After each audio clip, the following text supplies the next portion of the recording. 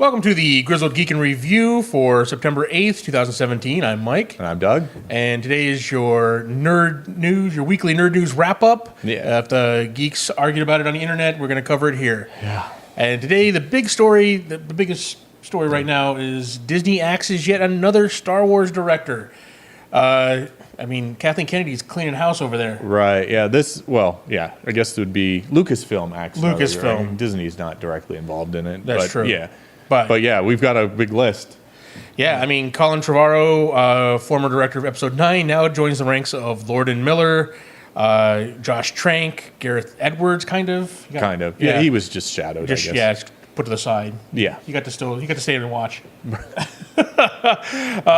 Joins their ranks is being replaced as director on a Star Wars movie. Now, what does this mean? Is this like... here's the thing.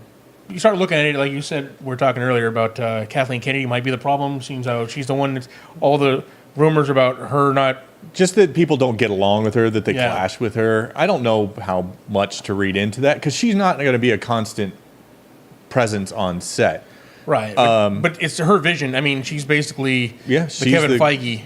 She is. That's correct, yeah. You know. Well, and here's the thing is, they had to rewrite Episode 9. So you got to wonder, with the rewrites coming through and what she wants to see with it, basically, it can't be Princess Leia's story anymore. Right, yeah. Because she's gone. With the rewrites, that maybe his style just doesn't fill that need anymore. Yeah. I don't know. It's got to make me wonder. You figure something like... there's two ways to go about this. This was a trilogy of movies, right? Mm-hmm. And they're going with it, obviously, because it's Disney. They're going with it, the Marvel approach, right? Where they get a talented director and they let him do his vision for the movie, and then kind of tie it all in together. Right. And try and tie it in together. But this is a little bit different. You do this like you do Lord of the Rings, right? Yeah. You hire one director, one vision, because that's to tell that story. Right. You got to remember, with the first trilogy, George Lucas may not have, written and directed all of them. Right. But he was definitely a guiding hand on all of them. They all fulfilled his vision. Right. They knew what story they wanted, going forward. So you got to have that unifying factor. Yeah. I don't know. It seems a little strange. Although Rogue One turned out well. So far, like I said, this is all behind the scenes stuff. We haven't actually seen a bad product yet, right? Yeah. And when we see Episode 8, we'll see if getting rid of the director... or not Episode 8, I'm sorry. Episode 9, yeah. When we get to Han Solo. We'll see whether or not replacing the director was the right call there or not. Right. If they come out with good movies, the people... so all these movies have been a hit, right? Mm-hmm. So, they have Episode 8 director Rian Johnson. There's been no word about any trouble behind the scenes for that one. Everyone's expecting this to be a hit, and Johnson is the front runner to replace Trevorrow as the director. They're talking. J.J. Abrams' name's been batted around too, but who knows? Who knows what's going to happen over there? But so far, all this, you can talk about it all you want. They haven't put out a bad movie yet. Yeah. Right. And even if they did, I would say Star Wars is one of those franchises that's a little kind of. How can you hurt that really? It went through 3 horrible prequels. Right. Fandom is still as big as ever. People are still going to go see that next movie. It's Star Wars. Yeah. You're going to not see a Star Wars movie? So, I don't know. I don't think it'll hurt it. They're all billion-dollar movies, one way or the other. Yeah. So, all right. That's all that matters. Sticking with Disney news, Disney-Netflix breakup is now official. I guess, it was pretty much official before, but now it's really been confirmed. Anybody who thought it was going to be just a rumor. Well, the Star Wars Marvel is official now. Yeah. What's really the big kicker is all the Star Wars movies and all the Marvel movies will be moving to the new platform, Disney's streaming service, whatever it ends up being called. 2019. And I think it'll be... Well, we don't have an official start date, but that's when they'll end with Netflix, is sometime in 2019. I'm not sure exactly when the contract ends. But we will theoretically be seeing 4 to 5 original movies and 4 to 5 series on this new streaming service that may or may not be Star Wars related. We don't know for sure. They weren't. One of them better be. There's going to be a Star Wars series. We were talking Old Republic. Old Republic. Hopefully. That is what you need to do. But at this announcement, the funny thing is Disney stocks dropped, but Netflix stocks did not. So I don't know. Yeah. I don't know if that's people betting on, Netflix knows what they're doing. They've proven themselves versus Disney's taking a big risk on this, I guess. Well, here's the thing. It's starting to get oversaturated with the streaming services out there, right? I mean, you got Hulu, which pretty much brings all your TV networks together. And you got Netflix, which brings your movies together. I mean, the smart thing for Disney, I think, would have been to go ahead and buy Netflix like they were planning on doing, right? And then having, just using that model.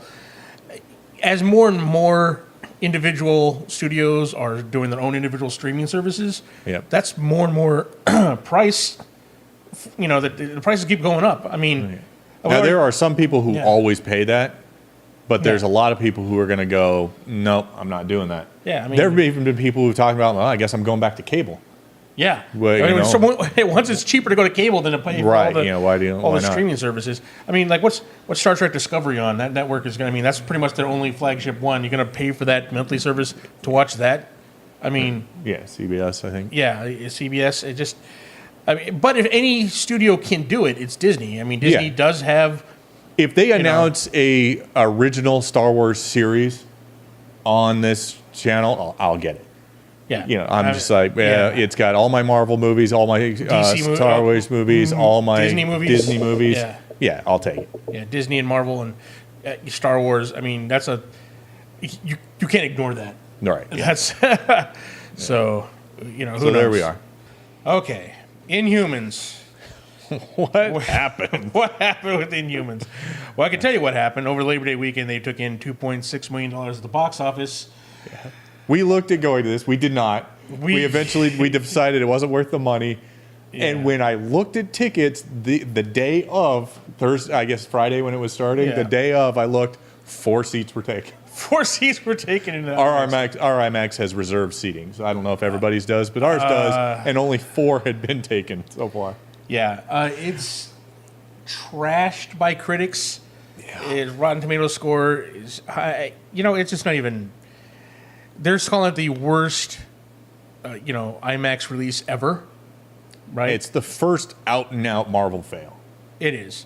I mean, there have been some underperforming Marvel items, but this is the first just straight-up fail. Right. Yeah, this was a failure on all levels.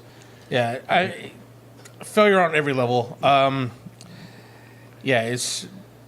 Tensions are high between ABC and Marvel at this point. Right, ABC execs were apparently had a problem from the early on in the project with early special effects, early scripts, right? Saying that they weren't very high quality, either one of them. Yeah, which they weren't. They weren't. Yeah, from what we saw in the previews, they were not. They were bad. So there's some tension there. ABC execs accusing. The problem with this is you look at it because of the influx of the IMAX investment. When IMAX, purchases a film, they invest so much money into it that way they get, use the cameras, make it big. Right, yeah. IMAX usually picks winners, right? They usually make money off those investments. Yeah. But the IMAX investment in Inhumans meant that the series was paid for, regardless of how well it did in the theaters, regardless of their viewership on TV, which means Marvel, could skimp, and they did. Or, well, I want to say Marvel. Keep throwing Marvel out there. Marvel TV. Yeah. Marvel TV, which is important to it's distinct from Marvel films. Kevin Feige has nothing to do with Marvel TV. I don't understand. I mean, we got to look at this like Scott Buck, right? You look at this guy, the showrunner for Inhumans, right? This guy, look at his past history. He was the showrunner for Iron Fist, the worst performing of the Netflix series, right? Right. He was a showrunner. He took over the end of the Dexter series, and if you guys were Dexter fans, remember how that show ended? How fucking Dexter as a lumberjack, how horrible that fucking series ended. I mean, he's the reason why that happened, right? You take this guy, how this guy keeps getting these big shows, and why? I mean, you take him, bring him in, handle Iron Fist, fumbles that, and then you give him Inhumans, right?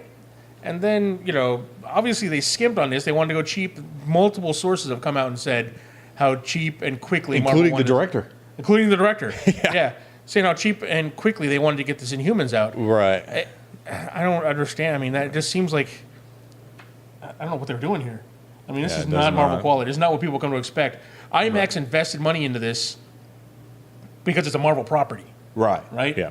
And so now what happens next season, right? If it doesn't get a second season, they're on their own. IMAX isn't investing any more money in this. Oh, yeah, that's true. Yeah, no, IMAX will be done with this. This will probably be a one-and-done Marvel series. And sadly, because they built this up in, Agents of S.H.I.E.L.D., right? These are some, beloved Marvel characters. These are Jack Kirby created characters. Right. And they just, flubbed it, and now, this is probably going to go away after this season. Yeah. Yeah. But I don't know. But apparently for the best, from what we understand. Yeah. We'll find out at the end of the month. Yeah. If you went, one of the few people who went and saw it in IMAX, let us know down below. Yeah, tell us what you thought. How did it appear on screen there? But yeah, all right. Let's go ahead and move over to DC's side of the neighborhood. Yeah. The front runners for the Shazam role are John Cena of WWE fame and Joshua Sass from Gallivant. Gallivant's a great show. Yeah. I don't know how I feel about this one. I mean, John Cena, and he just jumped into acting. He's done some comedies, Yeah, I mean, he's been in a number of WWE produced movies that were pretty bad. The Marine. But he's been in some critically acclaimed movies lately that he's gotten praise for his role in it. Now, those have largely been comedies. Yeah, I mean, it's comedy. Yes.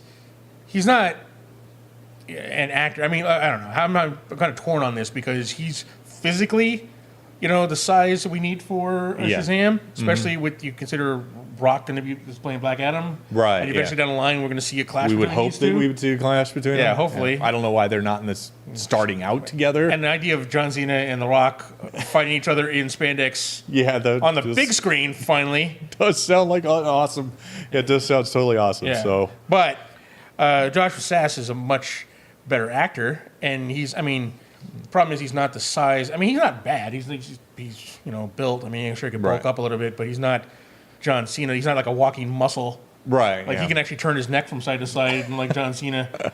So I don't know. I mean, and he looks facial wise, he looks more like Shazam. Okay. And I know he's a better actor. And the thing is, with this role, you got to pull a Tom Hanks and big, man. You got to pull a child in a man's body. Right. And that's given immense, Superman level superpowers. Yeah. So I don't know. We'll see how that goes. All right. Moving on. Sticking with DC here. Suicide Squad 2 director has been found. Looks like Gavin O'Connor, director of The Accountant with Ben Affleck. Yeah, Ben Affleck. I didn't see that one. I didn't see it, but it got really good reviews. Okay. I heard it was good. Then The Warrior. It was a sports film. Oh, okay. It was really good. He signed on to direct. So we haven't heard much about this. I know we were talking about it being delayed. Well, it tends to suggest a far more serious tone. Yes. True. Yeah, if you look at the two series. Deeper storytelling in there, hopefully. Hopefully. Yeah. No floating shit. Makes sense. Gyrating half-naked woman and floating shit in the air. So yeah. Hopefully you have a better bad guy than that. I mean, I will see this. Suicide Squad was not the train wreck that some people make it out to be. I mean, it wasn't good. Great, but it was okay. It was fun. It was fun. The ending fell down for me. Yeah. I think a lot of characters were underused. You pretty much have to ignore the plot. The plot was horrible. Yeah. But the characters were fun. Yeah, Will Smith and Margot Robbie were awesome. And Will Smith and Margot Robbie are the reason why it might be delayed, seeing how Will Smith has just started production on Aladdin. Oh, yeah, that's right. He just tweeted out set photos for that, too. Yeah, I still have issues with. And then after that, he's got another project, and then he'd be able to work on Suicide Squad. Margot Robbie is doing a movie right now, too. So word is it's got delayed, but they now have a director now, so things will start getting rolling. As soon as those actors are available, that should go under camera, and we'll get going from there. Cool. Get ready to shed a tear, everyone. Mutt is not going to be in Indiana Jones 5. No, apparently the screenwriter David Cope, not sure how you say that, it says Shia LaBeouf's not in the script at all. So we're just, I guess, dropping him. We just pretend he didn't exist. Well, here's the thing. Shia LaBeouf was miscast in that role. I mean, the problem is he's a great actor, right? If you look at some of his serious work, in Fury, he was really amazing. He's really good, kind of like Joaquin Phoenix. But they both just went over the deep end. His personal life aside, you can't. Can you blame him for? I mean, sure, he's attached to the Transformers franchise. He's attached to Indiana Jones, but is he to blame for those movies as failure? I mean, was he? I mean, he wasn't the one that did the CGI monkeys scene, with the alien, with the ants carrying off the hat, and he didn't do any of that, right? Mm-hmm. He came in there and acted. He got a script. He's an actor, right? Right. Yeah. He was funny in Transformers. I liked him in Transformers. Oh, I did too. Right? Especially the first one. Yeah, especially the first one. Yeah. But I mean, he gets a lot of bad rap because one, he's crazy, and two, he's like the death knell to some of these big franchises. Yeah. I'm like, you're like, ah. But the fact of the matter is, the character of Mutt just didn't really belong in Indiana Jones. So and as we know be in the next. From other movies, that Indiana Jones has no problems abandoning kids. So there you go. You're never seeing Short Round again. No. It's not his kid. It's just some kid who helps him sometimes. That's true.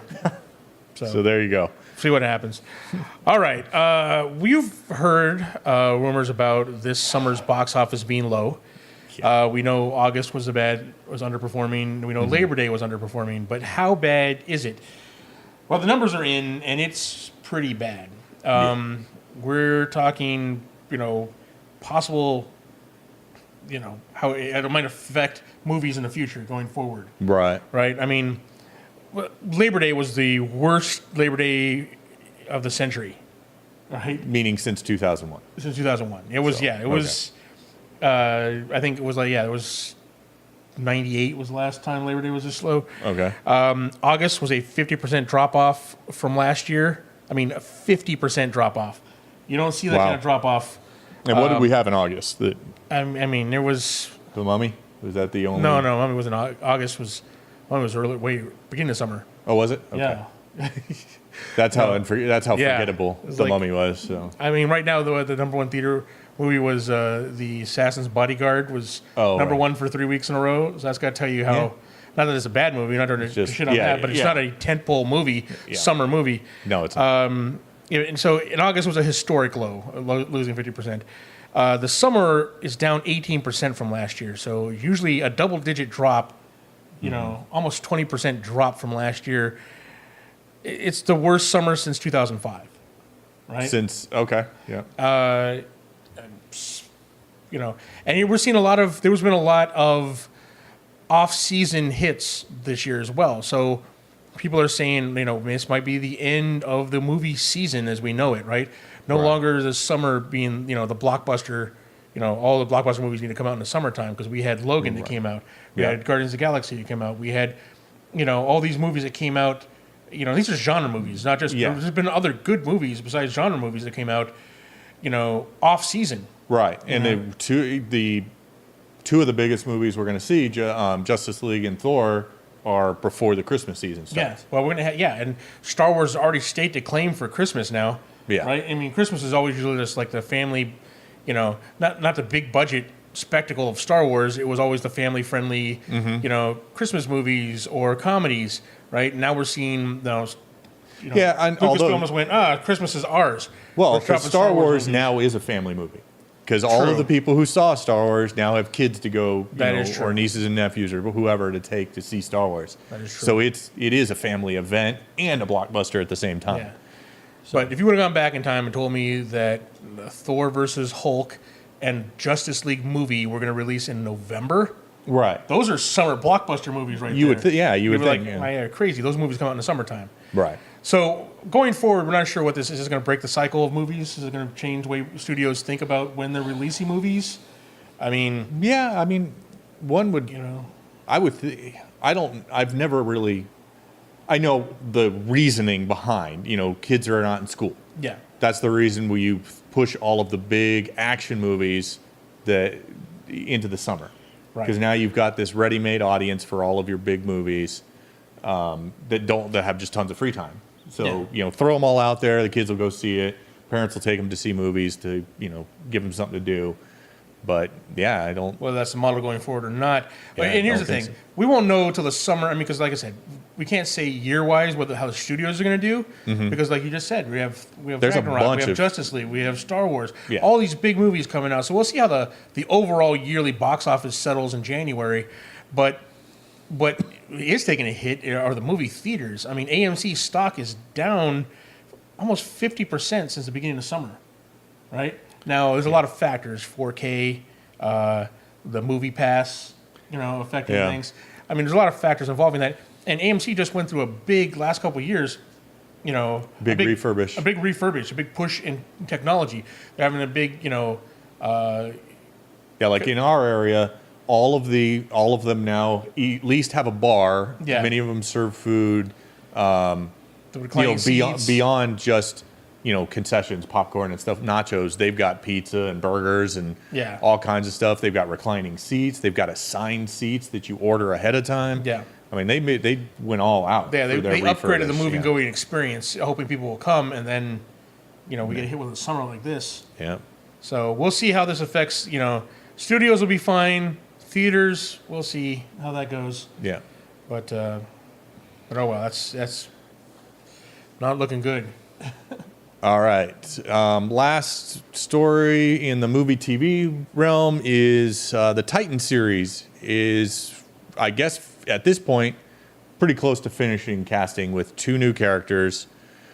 Surprise characters because they've never been associated with the Titans to my knowledge. And that is Hawk and Dove.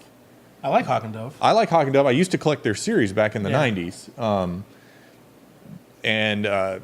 So they were okay, but one, they were never teenagers in at least the era of the comics that I read. Yeah. And not associated with the Titans to my knowledge. Right. The frontrunners to play those characters are Alan Ritchson from Smallville and Rebecca Rittenhouse from the Mindy Project. And then there's also the rumor that they're casting Detective Amy Rohrbach, who is, I guess, a major character in a Nightwing storyline. From the 90s. Okay. Nightwing in the 90s, where there was when he was in Bloodhaven, he was away from Batman. Yeah, the Bloodhaven cops were all corrupt, and he was trying to... and she was one of the the only non-corrupt cop in Bloodhaven, and they worked together. So if they're taking from that storyline, that's going to be a little darker.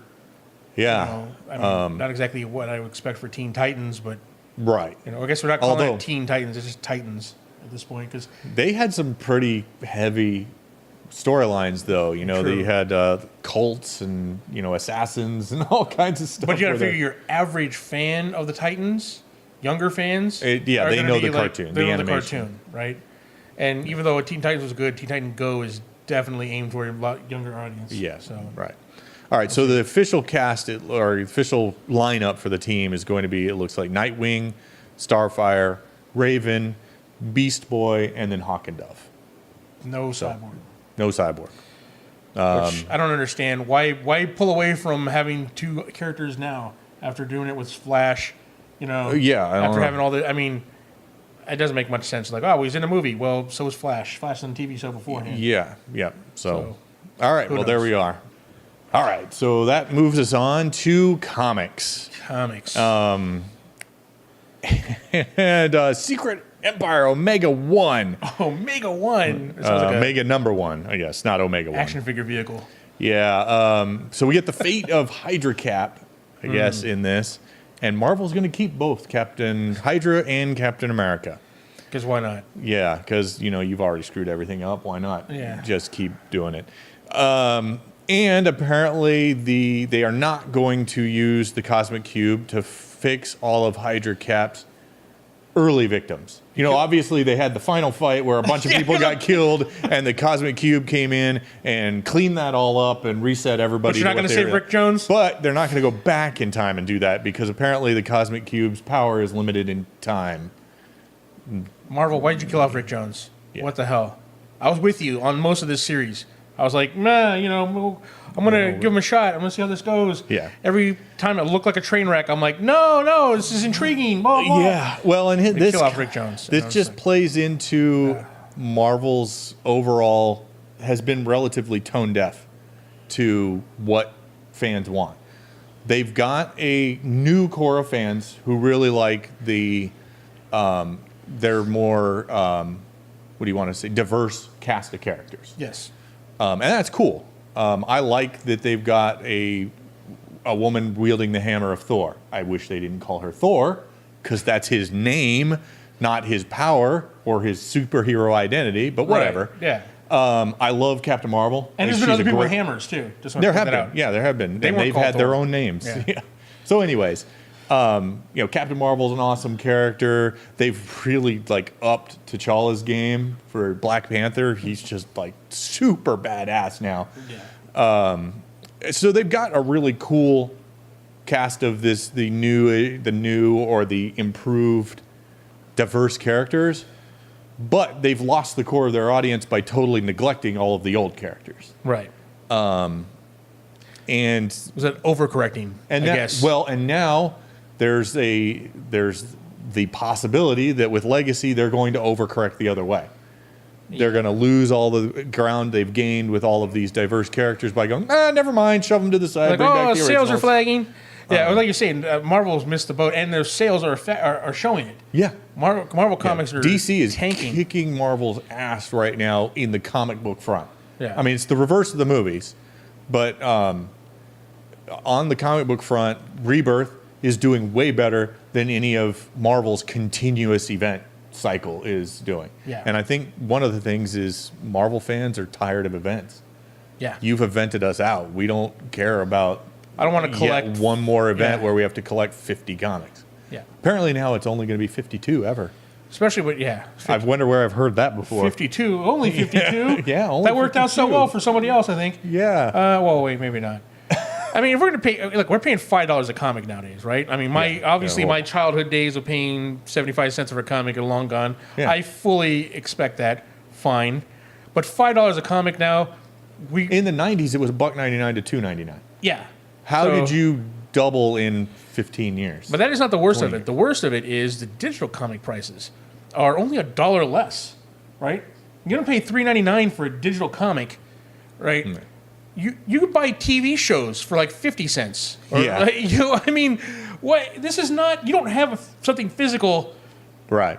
And I'll tell you, I tried the Marvel Unlimited. They had a free subscription, free month subscription. I tried it. It's horrible. They claim it's all this is really well curated and blah blah blah. They've got a list of top titles and what's come out recently, and it is impossible to find old stuff if they didn't say it was a popular choice. You just click and click, and it just takes you in this circular route. There is an appendix that you can click alphabetical, but I found it on accident once and could never get back to it. Oh man, it's just so badly put together. It's just so poorly laid out. It wasn't worth taking the time to try and figure out. I was excited to go, hey, I missed a big chunk of time between when I was really serious into collecting comics and some of the changes that have happened recently. Yeah. I want to fill in the gaps. Couldn't do it. It was just such a pain. Yeah, I mean, they got to figure out what they're doing here. I mean, obviously they're trying to adjust with the times.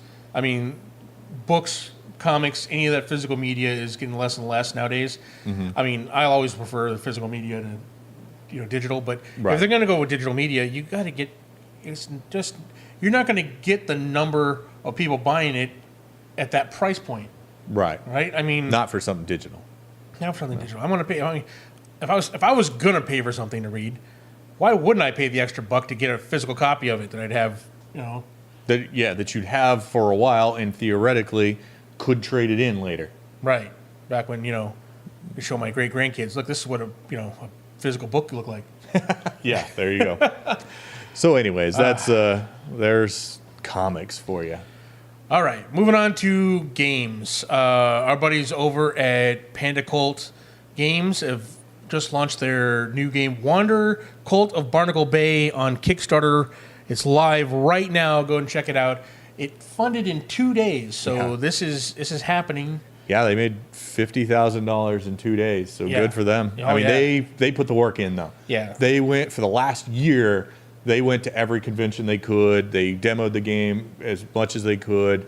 like you were saying, they stayed late at conventions so that everybody who wanted to get a chance to play it could. Yeah, these guys, went there and showed, and it's a great looking game, right? Great miniatures. Heath, their artist, the designer, he's an amazing artist. Did some good stuff. You need to go check it out. Wanderer the Cult of Barnacle Bay on Kickstarter. There'll be a link below. Support those guys. It only costs $90 to get the game and all stretch and goals. all the stretch goals, and which right now they're working on. Like day 2, they hit goals, so now they're going to be unlocking. And I think goals. it comes with something like close to 30 miniatures in it. I think like something around that. There's 10, 4 different 26. There's like 4 different sculpts of like bad 45. guys. Then there's 2 big bad guys and your 5 heroes. Right. So you got it's a good collection of miniatures too. Like there's 10 of the 8 of the bad catchers, 8 of the archers.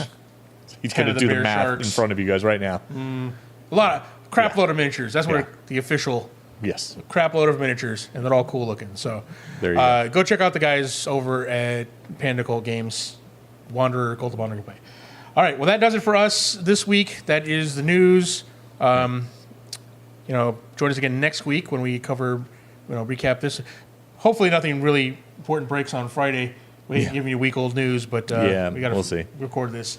But thanks for watching. Be sure to like and subscribe. Tell your friends about us. Go check out our other shows on the channel. Right. And, support us. We got a link for our Patreon down below. Right. And we're getting close to 900 subscribers now. Clicking our way towards 1,000. Yes. When we hit 1,000, we're going to do some sort of drawing for T-shirts that we're going to be making up soon. So keep an eye out on that, and point your friends this direction. See if we can get to 1,000 quickly. All right, and we'll see you next week.